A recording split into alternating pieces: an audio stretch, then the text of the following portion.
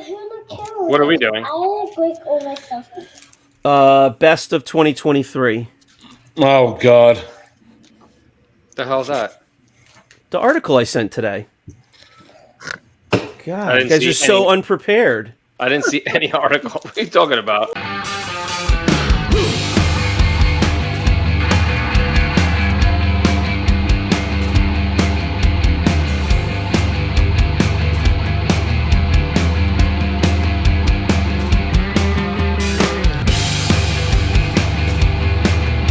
Hey everyone, welcome to another episode of 5 Idiots Talking Toys. I'm Shane and we're here with a Collectors Podcast.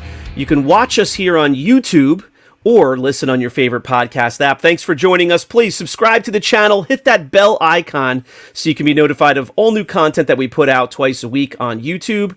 And you can also support the show if you like what we're doing on Patreon/5 Idiots Talking Toys, patreon.com.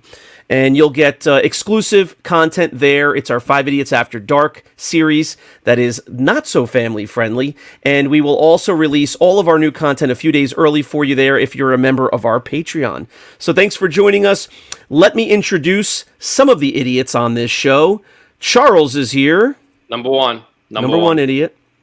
Number 2 idiot, Brandon Alamo. Deuce. And Christopher is here. Trace. Last. Trace. That's 4. Yeah. Oh, look at the four. special effects he's got. Yes. Such production value in that basement. All right, and our 5th idiot, John, is not with us tonight, but we send him a hello. Hi. Our love. Oh, our love. I think you were going to say, I would love to. Our love. And then Charles was trying to make a weird shaped heart. I have no idea how to make a heart. He's trying to get some of that production value that you have. He wanted hearts to float around in the background. All right. Well, thanks very much for joining us here on our YouTube channel, or you're listening on Spotify, Apple, Google. Thank you. We're going to jump into this topic. We are going to go back in time to the beginnings of this show when we really focused on the vintage Star Wars figures that we know and love. On toys, yes. So we're going to go back. Listen, we've gained more knowledge. I certainly have. I was kind of the rookie out of the 5 of us on Star Wars vintage knowledge for sure. We've all gained some more knowledge over these last almost 3 years now, 2.5, 3 years. So we're going to go back and revisit some of these toys that we love, talk about what we know, what we've learned, and share that with our viewers. And please, we ask you to comment below, shoot questions to us. We'd be happy to find some answers for you, give you answers, and chit-chat with you down there in the comments. So we'll see you there. Every time you mention gain something, I think, gaining weight. Gaining weight? Yes, that's what I'm doing over here. All right, guys. So let's jump in, and we'll start with... we're going to put some visual up. Make it easy on you guys. You don't have to do this from memory, all right? We're going to put a visual up, and I'll give a shout-out to the website we're going to use the images from, galacticcollector.com. Don't know the site, new site to us. We're not affiliated in any way, but he's got some nice images up there. It looks like he has a free checklist for collectors that they can log in, sign up for his website for free, and create a checklist for yourself to track your collection. But beyond that, we're just going to thank him for some great photos and bring those up now. Guys, let's start with the old man first. Obi-Wan Walden. Obi-Wan. Obi-Wan Walden. Obi Waldo. All right, so we're going to get him front and center there. He is 1979 Obi-Wan Kenobi from Kenner. So Obi-Wan comes in white hair or gray hair, like me. Don't forget, though, Charles. They have a dark gray. There's and a they dark have a light gray. That's right. Dark gray variant as well. Here we go. There's a medium gray, there's a dark gray, and there's a medium dark gray. So, and then his cape, Charles, right? It has like a zip on the inside or the outside. One, it should be one of them to check to see if it's real or not. Yep. Right. And there's also one with no zip. With no and zip, yeah. You really have to dive into it. There's A lot of nuances with the cape. Same thing with the saber. Some have lettering, some don't. You got to make sure the saber's not painted. There's a lot of repro out there, right, Brandon? Correct. Thanks. Yeah, so just make sure the cape and the saber are good. And then, Chris, what should we look for on the actual figure if you're going to send it in for grading or just looking for mint? I mean, yeah, if you're really looking for like that mint example or grading, whichever one, I think the first thing you always look for an Obi-Wan is his hands. For whatever reason, he always has like hand rubs missing by like his wrists and stuff. It's always so weird. It's always like that, like right over here. I don't know why it's always missing. Because the paint application around the hands and the fingers wasn't always so good on those. So a lot of times they would not paint the fingers correctly and it would be off centered on those. Right. Yeah. So.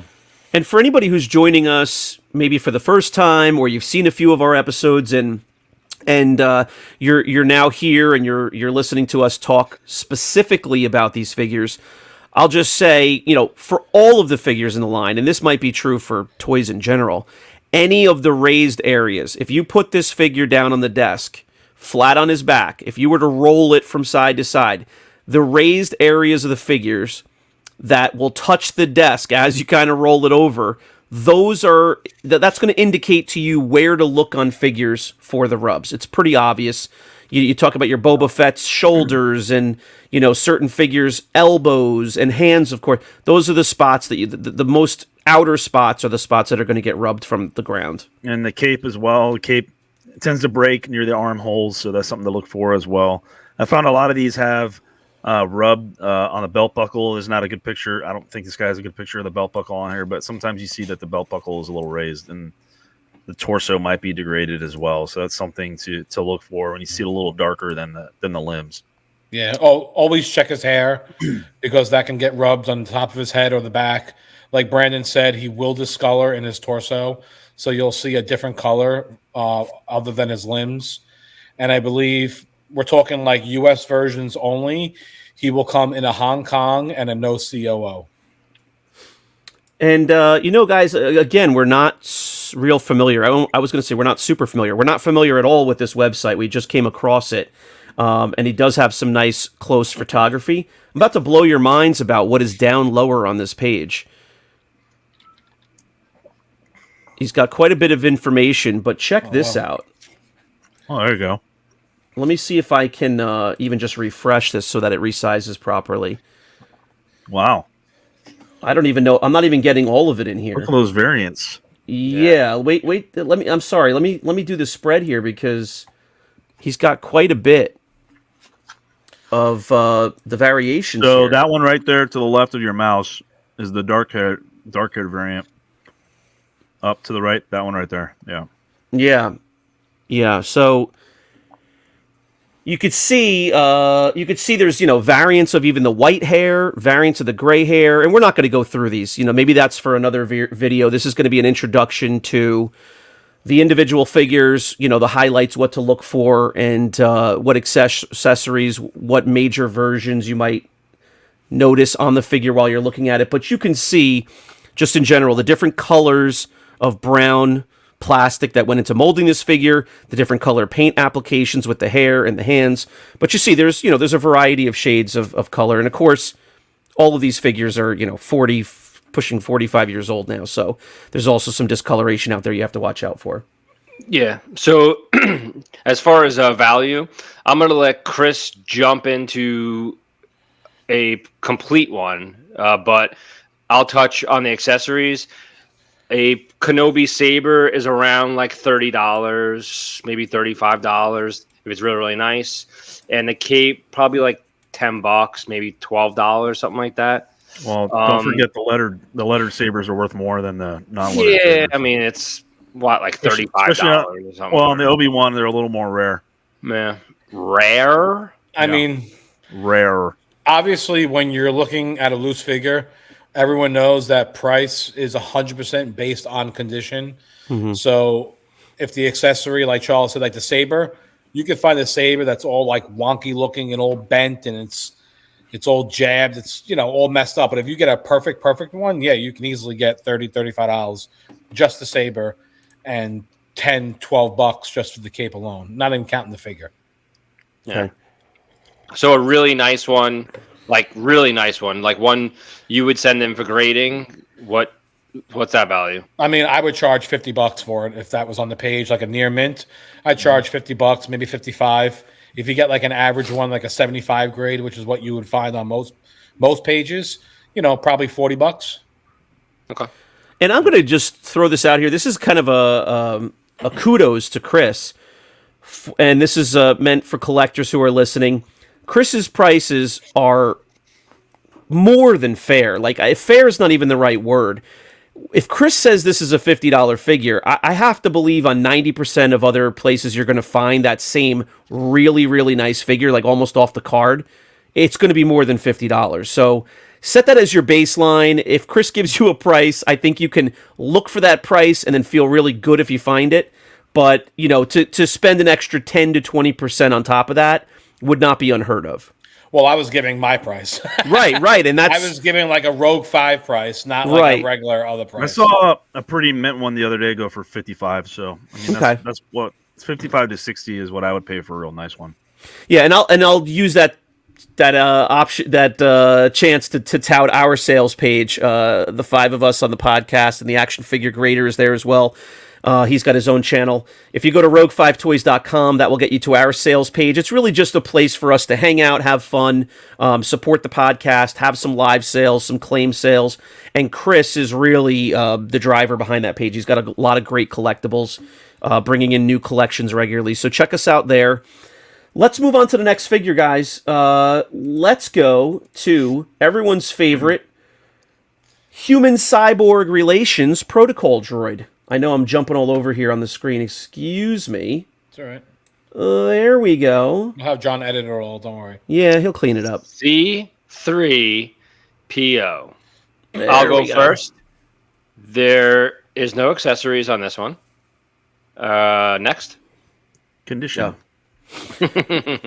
There's no accessories on this one. And I wanted to say real quick on that Obi-Wan, it's really hard to find. We don't like the word mint, but it's really hard to find one without any kind of nicks or rubs at all or not. So we're giving you the best of the best, description of these things. Hard to find. C3PO, go for it. Chris?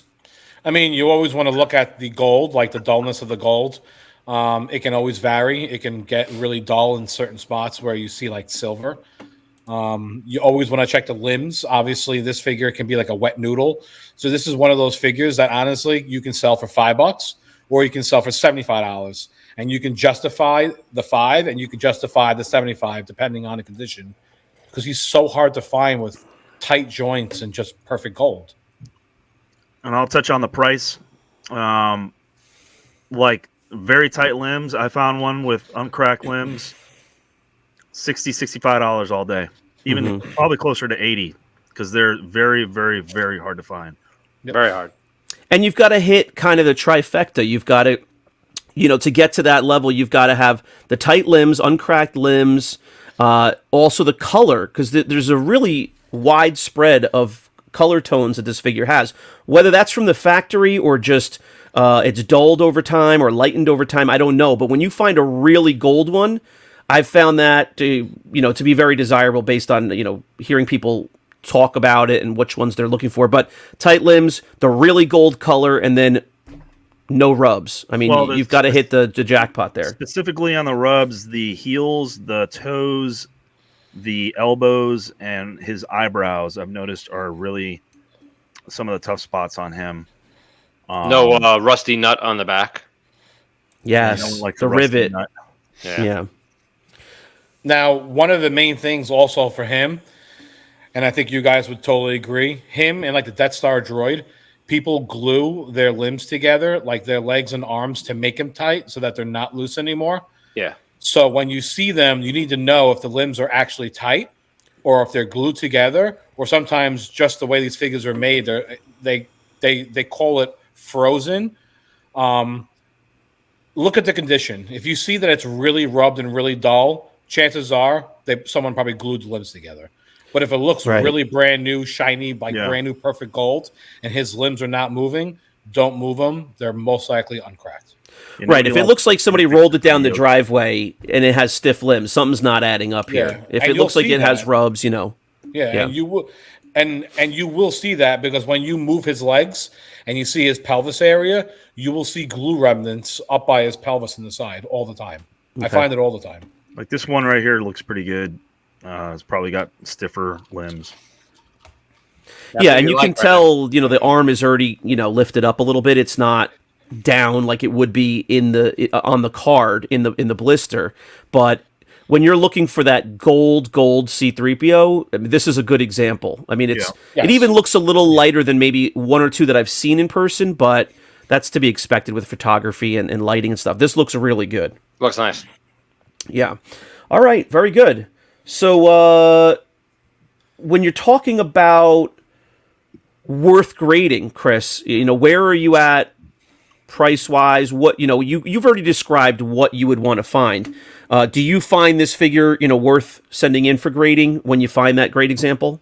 I mean, if you think he's going to get an 85 and higher, which very few of them do, then yes, you send him in to get graded. This is one of those figures that you honestly just want to preserve anyway because he gets like really like all the limbs get weak very easily. So, price wise, like Brandon said, you're easily looking at $60. I've seen him 75. You can see him even as high as 80. Okay. And if you if you find one like that, I'd pay it. I would pay it all day long. Otherwise, on the page, I'm selling a lot of these for $5-10 because the thing won't even stand up straight. It's like a wet noodle that's bent over. Yeah, they're all like loose limbs and everything. Yeah. And that being said, for the folks who are watching this is not, let's review the figures so that you can get the best of the best and then, get it graded or you'll have the mint figure. You may be perfectly fine with a $12 version of this figure. Yep. You can find a nice figure for $10, $12. You could find a real nice figure for $20. So if that's the zone that you're at, you want to put together a run, you want to remember the figures you had in your childhood, that's perfectly fine. That's perfect. That's where a lot of us started and are still at. Next we have up everyone's favorite Wookiee, Chewbacca. All right, Charles, what do we have for the accessory? Accessory is obviously the Bowcaster. The only repro one that I usually see is like a painted one. If you snap it, it's white on the inside. I know some people like to push like the light blue, like the really light blue one. Yeah, like that's the first one. I don't really think it's worth anything more than like a regular one. Maybe Chewy a Bowcaster is worth like $12, $15. It's somewhere in that range. Right. There's one that's more solid. I don't know if I would say it's solid like we would refer to some other accessories that light can't show through, but it's more solid. It's opaque in blue, and I think there's even two or a few shades of blue. There's the translucent blue, which you can really see light going through. I mean, you could see light through the whole piece, and then there's also translucent green. And again, like Charles said, I agree. I don't know if there's any great difference in value between those, maybe $1 or $2, $3 at most. The translucent green seems to be the popular one, though, if you can get a hold of those. It's fun to just even collect the different ones if you're at that point. But the green one is a little less common. You don't come across them quite as much, so those are fun when you find one. As far as condition on the figure, things I look for, discoloration of the limbs, which is a big one on this guy.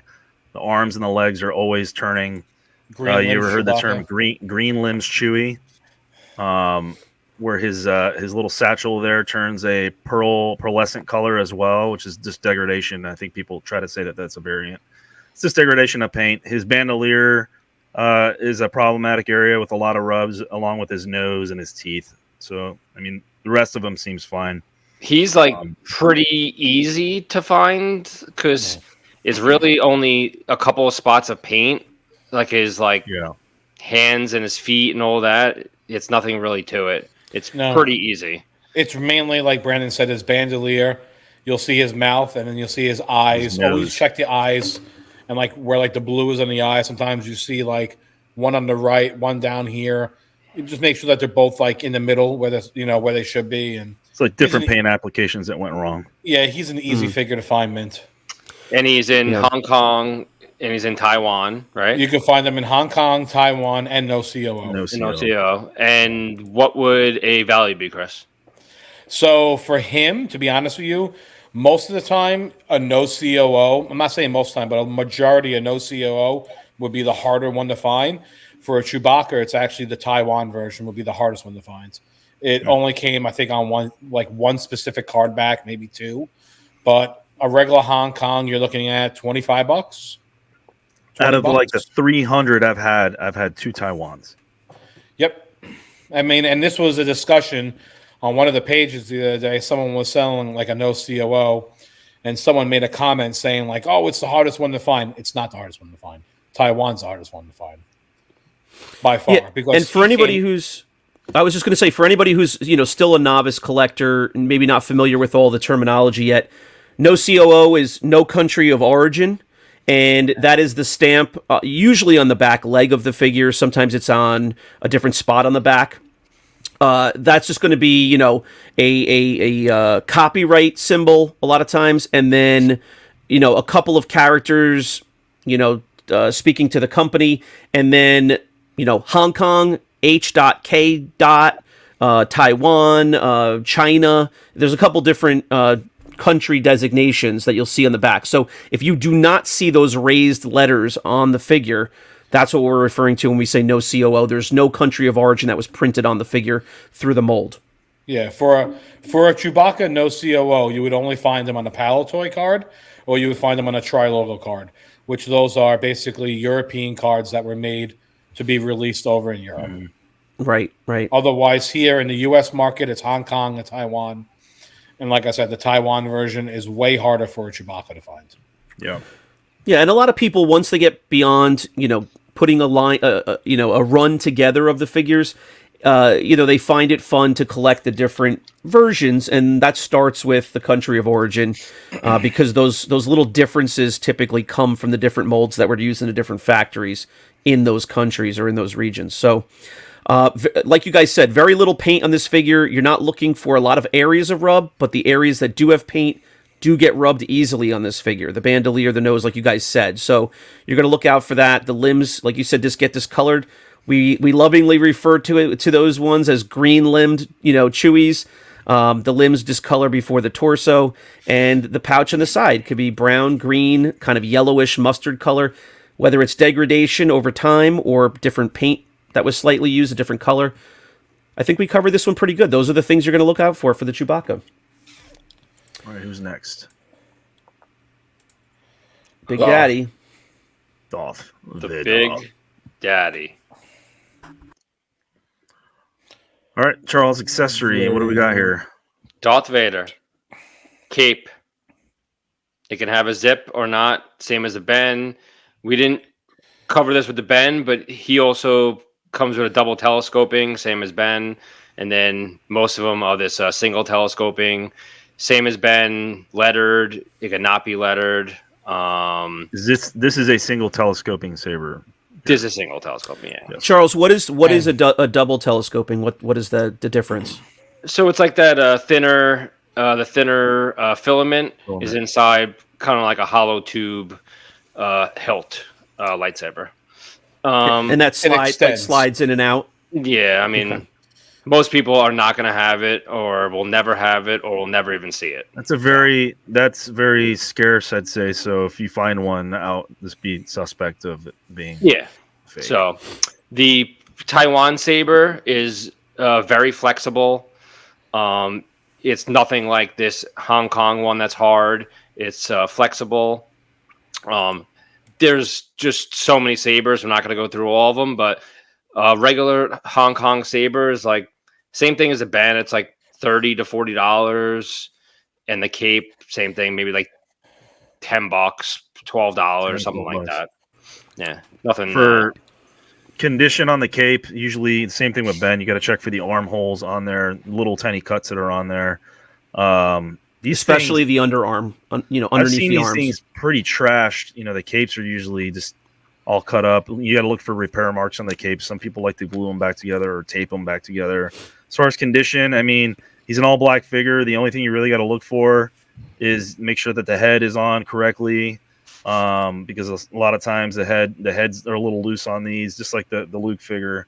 The chest and the belt are the big paint areas that you would need to watch out for. So all the little white and red paint marks on there, and then the belt buckle itself is a high rub area. So not a lot of paint on this figure, but obviously it's definitely something to look out for, is that chest piece.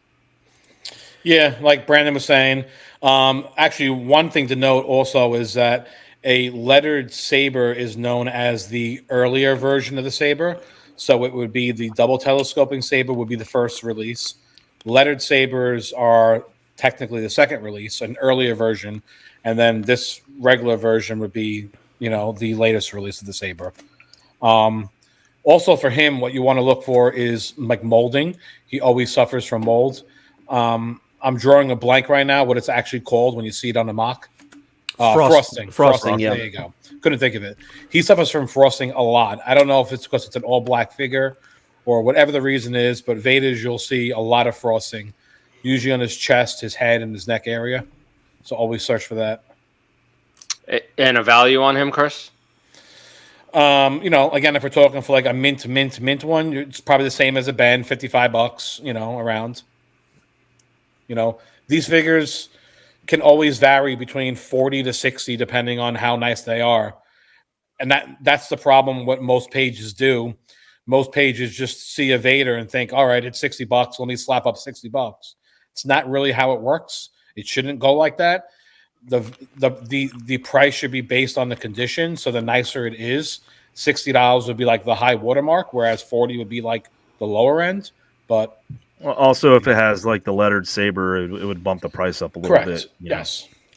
And you also see with those sabers, you see them faded pretty often, and it might just be not sun faded necessarily, but the red was brighter back in the early 80s, and some of them have held the red color longer. Some are like pinkish. This orange, like the one on the screen there is kind of pinkish orangish. Yeah, looks light. Yeah. Now he has a ton of variants. Oh my god. He's Hong Kong. He's Taiwan. He's made in Taiwan. You'll see a no COO. There's raised bar, no raised COO. bar. Yeah, there's a raised bar chine. Like there are so many different versions of Vader. It's not even funny. And it's like if you collect baggies, there are people that collect just Vader baggies because I think there's like 29 or 27 different baggie types alone just for a Vader. It's Good just Lord. Crazy. Yeah, it's crazy. All right. Well, like Brandon was saying, right here where you see my arrow is the belt buckle. That's the largest, probably painted spot on the whole figure. And then these little tiny dots, I mean, they get rubbed so easily. They're just little tiny paint applications. So, another figure like Chewbacca that is mostly molded plastic, you don't have to look high and low, for many spots of paint rub, but the spots that do have paint rub easily. So, and he was a very, very playable figure, which means like when you were a kid, this was the figure you were playing with and doing battle scenes with. So a lot of them you do find are beat up. The capes are always torn. They're like melted looking. It's, Yeah, I read a report. They did.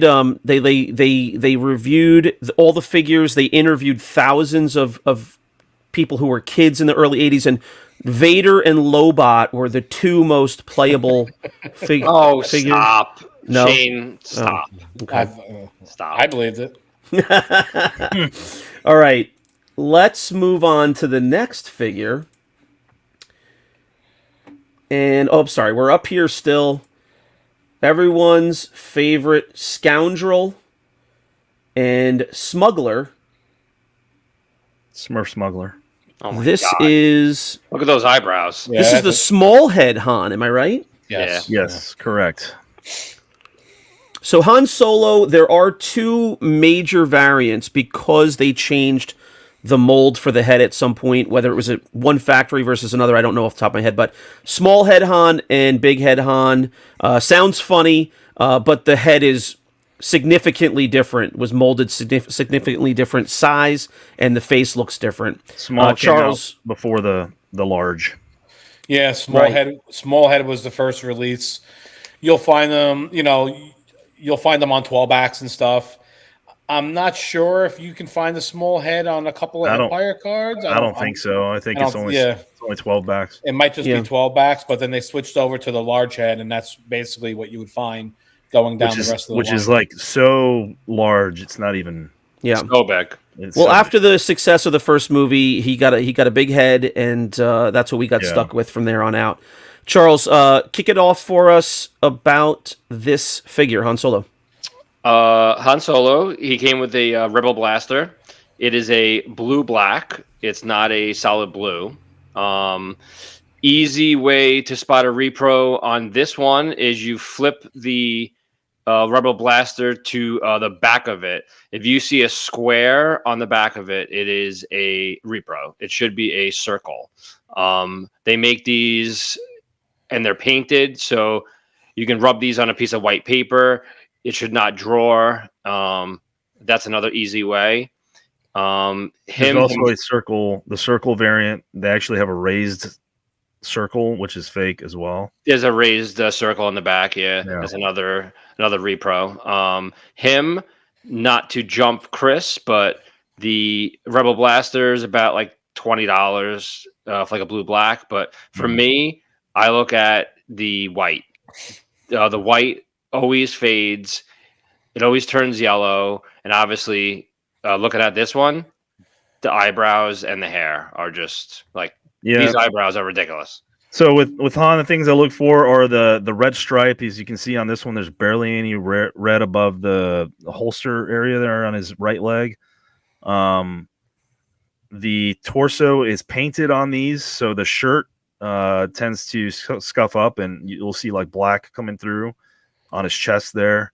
Like Charles was saying, the white turns yellow on these pretty quick, so it's kind of hard to find out all solid. Like this one here is pretty nice, but the eyebrows are cooked on this one, and along with the hair. So I mean, the eyebrows and the hair are the major rub areas on it. Usually the legs are fine, but you got to check for the red stripes on each side. These come in a molded and a painted leg variant. So if you'll see painted legs, which this one right here is all black, but if it's painted white painted legs, you might see a couple white spots on there. It's something else to check out for as well. But anything that's white on this figure is one of the big areas to degrade and get scuffed up. Yep. Check the hair, the eyebrows. Like you said, the white will turn to yellow or even like a dark brown. Always look at the buckle. You want to make sure that the buckle is all filled in. You want to make sure his shirt, and another huge problem area is actually the V-line neck. You want to make sure it's all painted. A lot of the times they miss spots over here. And even though it was factory and they missed it, you send it in to get graded, it gets taken off points. So you always want to check his neck area, like his V-line. His zipper. The little zipper area on the V-neck. It's always, gotta make sure that's painted. Check. And if you... Oh, go ahead. I was going to say, check the red stripes on his legs. One leg, I believe, is a full red stripe. The other leg is like... Left leg is full. Right leg is not. And then the other side is like half on top, and then like the holster, then it goes back down again. So always check those lines for that. He's a very hard figure to find, honestly, in really good condition. He really is. He's not talked about as much, but he's a tough figure to find. At least if you're going to get him graded for like an 85. The value goes up a lot. If I was selling a small-headed one and he was mint, you're probably looking at $85. The large head is definitely cheaper because there's a lot more of them. But if you have a nice one, do not stick the blaster in his hand because you're going to lose the paint. These are one of those figures where if you really have a really nice example, and again, we're not promoting grading. I don't care about grading, but if you were thinking about grading, this is one of those figures that you should grade. Whereas a Chewbacca, you probably wouldn't grade because the value and the price doesn't really go up that much more if you get an 85. For a Han Solo to get an 85, the value goes up a lot more. let me ask you guys this, because I do not have a painted legs Han Solo. I know that with the Han Hoth figure, which we'll get to down the line in another video, the painted legs version of that, you can look in the peg holes underneath the feet, and you can see, for the painted version, which is the common one, you can see the blue molded plastic in the peg hole, whereas the molded tan legs, you see the tan plastic. How about for this one? If you look in the peg holes, are you going to see white or not? Yes. Okay, so that's the easy way to tell if you have painted legs figure. Just flip him over and look in the peg hole. If you see white, and I believe it's only going to be one of them. If you see white in one of the peg holes, is it in both? It's in both. Yeah. Okay. I know all the examples that I've had. It's only been in one, but just flip him over, look in the peg hole. You'll see white. Even if he has scratches in his leg underneath it, you'll see that it's white because he's painted. But again, if you have the molded version, for whatever reason, again, he gets frosting a lot in his legs. So you'll see frosting a lot in his legs too. This figure kind of blows my mind a bit because, you wonder what the reason is that they ever molded any of his legs in white and then painted the entire leg in black. It's not even like there's some white that they're saving on. And then for the torso, the whole shirt is painted white, where we know across the whole line, any of the figures that have a lighter color painted on darker plastic, the torso is painted black, has become a problem. The torso is black, painted white. That's what I mean. Yeah, the shirt is painted white on black, and we know across the line, anytime that there's light paint on a darker plastic, over time, that becomes very apparent. It wears, even just not from scratches, just even from rubs of your fingers over the years, it starts to thin out, and you see, that plastic underneath. So this figure, like I said, blows my mind because it's kind of done backwards for the painted legs version. Typically, you'd see the majority color is what the color plastic they chose to mold. So look for those arms. They fade, like you guys said, they get discolored to yellow. You're dealing with white paint, which 40 something years ago matched the arms perfectly, but now not so much. And the belt buckle gets, rubbed easily. You won't find a Taiwan version or a China version. You'll mainly see Hong Kong, and then you'll see the occasional no COO. Okay. All right, great. All right, guys, we are going to wrap up this episode with our final figure of the day, and it's a good one. I thought we were wrapping up for good. No, we're not wrapping up for good. You'll be well retired from the military before we do that. All right, the Imperial Stormtrooper. I think this is really a favorite of most Star Wars collectors. I think most people you talk to who had these figures when they were a kid will tell you they didn't have enough Stormtroopers. Maybe they didn't even have more than one. They don't know why their parents would get them one bad guy and 50 good guys, but everybody loves a Stormtrooper. Everybody wants more of them. Charles, give us a little introduction. Tell us what are the highlights? What do you look for? The Imperial Stormtrooper, he comes with a blue-black Imperial blaster. A lot of the repros on the side clip will be like a square like indent, like right on the side. A lot of blasters are also painted, so you can rub it on a white piece of paper. Himself, the black does wear on it, but it's mainly like his limbs and his white are just not white anymore. So he is very hard to find, but even one like heavily played with, everybody wants it. Everybody wants a loose Stormtrooper. Yeah, you can get $10, $12 all day long for a beater Stormy. Like you were saying, the black on his visor there above his eyes, that's almost always gone. Some of the black on his limbs, especially his hands, that's a really trouble area on these guys. And then the number one thing I find on a Stormtrooper is the limbs are always degraded in some sort of way with either yellow on the torso or pink limbs. Pink. I've noticed. So, I mean, another heavily played with figure, but this time was not good to the Stormtrooper. Over 40 plus years, these figures have degraded pretty quick. And it's really hard to find an all white one. I mean, you might want, and speaking of repro, like the things that Charles was talking about, some things you want to look on this figure is repro figures, because people are reproing the actual figure. And B, a lot of people like to bleach these figures and put them in peroxide to get them really white. So, and one way to look for that is sometimes you can smell it on the figure. Sometimes they're still wet if you get it, in the mail or whatever. And also the black area on there, it turns a little gray. Yeah, it starts to fade. So it starts to fade on there, and it fades the paint. So, and that's fine and all. You can do whatever you want to your action figures, but the yellow and the pink, it comes back. So over time, it's just going to come back on there. But again, this is probably one of the hardest figures to find solid white. What do you think it's worth, Chris? Like value range? I mean, like Brandon said, you can sell beaters, the ones that I like to call a urinal variant that looks like it's been sitting in a urinal or up someone's butthole. You can get $10 to $12 all day long for those. I mean, you can even get $15. People buy them. People have dioramas all the time. They have so many different action scenes, mint ones.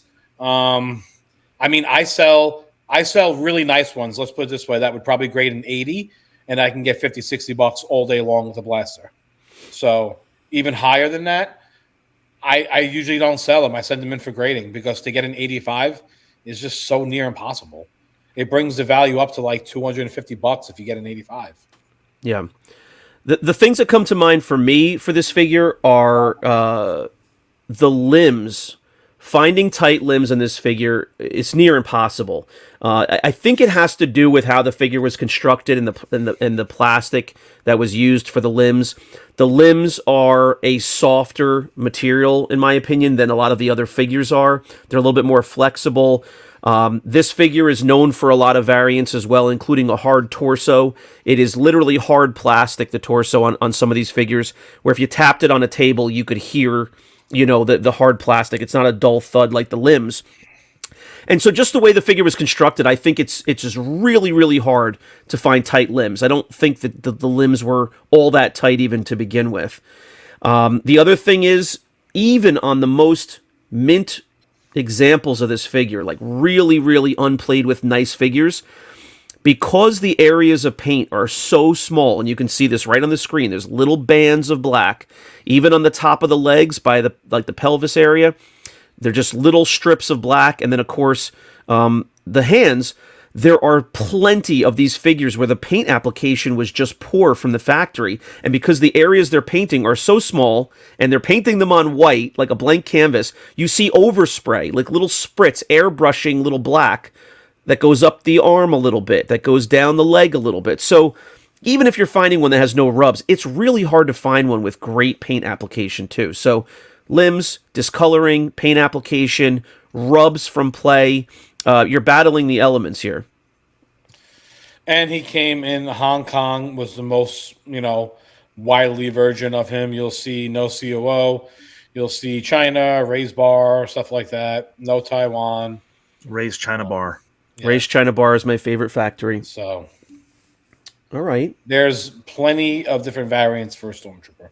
There are. There's quite a few. Way too many for us to go through, but there are slightly different paint applications, different material for the chest, the torso, different molds for the torso, where some of the lines are much more defined than others and much softer on others.